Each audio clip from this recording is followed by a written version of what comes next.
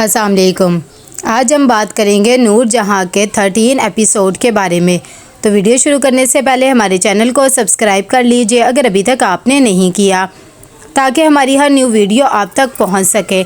यहाँ पर नूर बानो बहुत ज़्यादा खुश होती है। वो मुराद के साथ आती है और अपने सारे शौक़ पूरे करती है। मुराद उसके हाथों पे मेहंदी भी लगवाता है। जब उसे रिसीव करता है तो कहता है तुमने बहुत ज़्यादा देर लगा दी।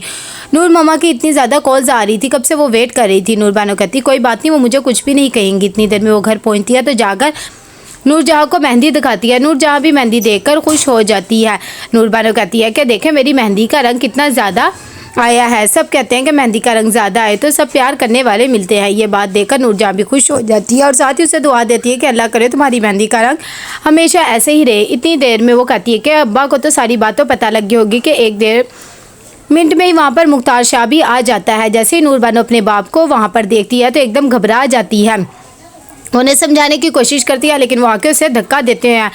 ये देखकर नूर बानो एकदम चकरा सी जाती है। मुख्तार शाह कहते हैं कि ऐसे तुमने मुझे गिरा के ज़मीन में धंसा के रख दिया, तुमने अपने बाप की इज्जत को उछाल के रख दिया। कितना मान था मुझे तुम पे, तुम मेरा गरूर थी, लेकिन तुमने ये क्या हरकत की। ये नूर जहाँ तो है ही ऐसी।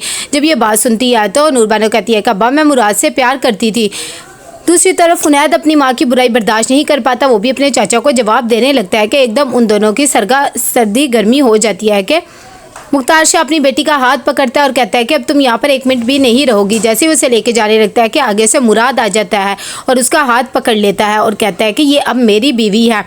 लेकिन वो कहता है कि तुमसे पहले ये मेरी बेटी है। कि इतनी देर में नूर जहाँ आ जाती है और कहती है कि आपकी बेटी थी लेकिन अब ये नूर जहाँ की बहू है।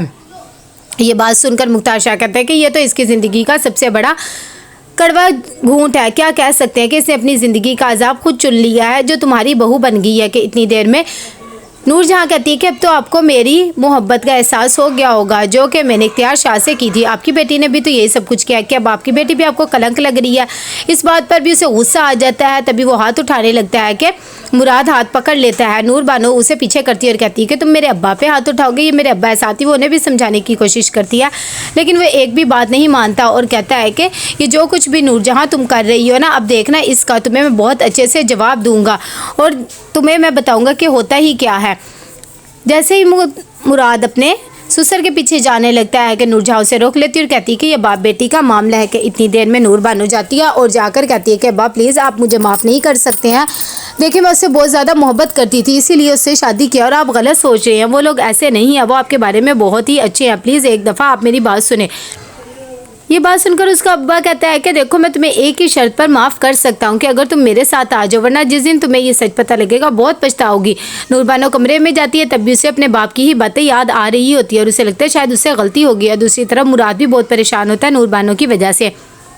यहाँ पर जब जाता है इख्तियार शाह तो वो बहुत ज़्यादा परेशान होता है और वो कहता है कि अब मैं क्या करूं। वो साथ ही खावर को फ़ोन करता है और एक बंदे को बुलाता है। खावर कहता है कि अच्छा ठीक है साईं, मैं अभी उसे लेकर आता हूं। कि इतनी देर में माँ बहुत ज़्यादा परेशान होती है। वो अपनी माँ को कॉल करती है और कहती है कि आपके ब्लड प्रेशर का बहुत मसला रहने लग गया। हालांकि हमारी फैमिली में किसी को भी नहीं है, आप कहें तो मैं वापस आ जाती हूँ, फिर मैं आपकी खुद केयर कर लूँगी। लेकिन उसकी माँ उसे समझाती है और कहती है कि मैं तो शुरू से ही अकेली थी, तुम वहाँ पर सिर्फ सफ़ीर के साथ अपनी ज़िंदगी का एक अच्छा सा आगाज़ करो, मेरे बारे में बिल्कुल भी फिक्रमंद होने की ज़रूरत नहीं। कि इतनी देर में सफ़ीर भी आ जाता है और वो सारा सामान लाकर माँ को देते हैं जिससे मंगवाया था। इतनी देर में माँ देखती है कि वो न्यू कपड़े भी लाया तो कहती है कि तुम्हें पता है ना हम कितनी मुश्किल से गुजारा कर रहे हैं और तुम ये सब कुछ चीज़ें कर रहे हो, तुम्हें ये सब नहीं अफोर्ड करना चाहिए। कि इतनी देर में वो कहता है कि मेरे पास अभी इतने ज़्यादा कपड़े नहीं थे और 2-4 शर्टों में गुजारा नहीं होता और ये सब कुछ मैं अपनी सैलरी से लाया हूँ, तुम्हें फ़िक्रमंद करने की ज़रूरत नहीं। उन दोनों की बहस भी हो जाती है। दूसरी तरफ यहाँ पर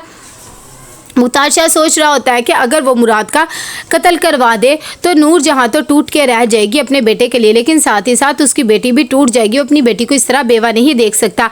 जब उसका बंदा आ जाता है तो कहता है कि आप मुझे बताएं साई, आपकी इज्जत को किसने हाथ डाला है, फिर देखना मैं उसका सर कलम करके रख दूंगा। लेकिन मुख्तार शाह मजबूर होता है और कहता है कि तुम चले जाओ यहाँ से। साथ ही सोचता है कि मेरी बेटी ने मुझे उस गहराई पे लाके खड़ा कर दिया है जहाँ पर मैं कुछ भी नहीं कर सकता, लेकिन मैं चुप भी नहीं रहूँगा। दूसरी तरफ मुराद जाता है और जाकर नूर बानो को कहता है कि देखो मैंने ये जो सब कुछ किया, तुम भी तो देखो चाचा कैसे अम्मा पे हाथ उठा रहे थे, मैं ये सब कुछ तो बर्दाश्त नहीं कर सकते ना। कितनी देर में नूर बानो कहती है कि वो सब चीज़ें ठीक है, लेकिन तुम्हारी माँ ने क्या किया, उन्होंने किस तरह मुझ पे इल्ज़ाम लगा दिए हैं, मुझे ये सब चीज़ें पसंद नहीं आई। या मुराद ये सब बातें लेकर अपनी माँ के पास जाता है और कहता है कि नूर बानो बहुत ज़्यादा खफा है, उसने मुझसे शिकायत नहीं की है, सिर्फ मुझे बताया, आपने उसके लिए वो सख्त लफ्ज़ यूज़ किए हैं। जब नूरजहाँ ये बात सुनती तो कहती है कि उसने तो बेटे को माँ के सामने ही खड़ा कर दिया है, मुझे भी बहुत ज़्यादा डिसअपॉइंटमेंट हुई है उसकी इस बात सुनकर, तुम भी यहाँ से चले जाओ।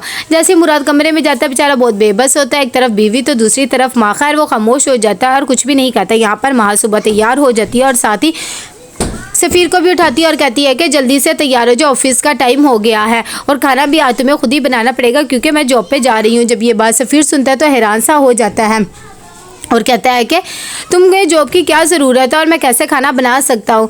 ये बात सुनकर माँ कहती है कि जैसे मैं बनाती थी वैसे हो, और देखो ये तुम्हारा घर नहीं है, ये मेरा घर है और यहाँ पर तुम्हारी सैलरी से गुजारा नहीं होता, इसीलिए हमें ये सब कुछ करना पड़ेगा। कि इतनी देर में उसे याद आता है जब वो अपने घर था तो उसकी माँ उसका कितना ख्याल रखती थी और उसे खाना कैसे वक्त पर देती थी। उसे वो सब कुछ याद आता है जब वो किचन में जाके खुद खाना बना रहा होता है, उसे कोई भी चीज़ मैनेज नहीं करनी आती कि एकदम उसका फ़ोन भी टूट जाता है, वो वहीं रख के चला जाता है। यहाँ पर शाम को जब घर वापस आता है तो माँ कहती है कि कितनी देर हो गई थी और ये तुम्हारे हाथ में न्यू मोबाइल कहाँ से आ गया है।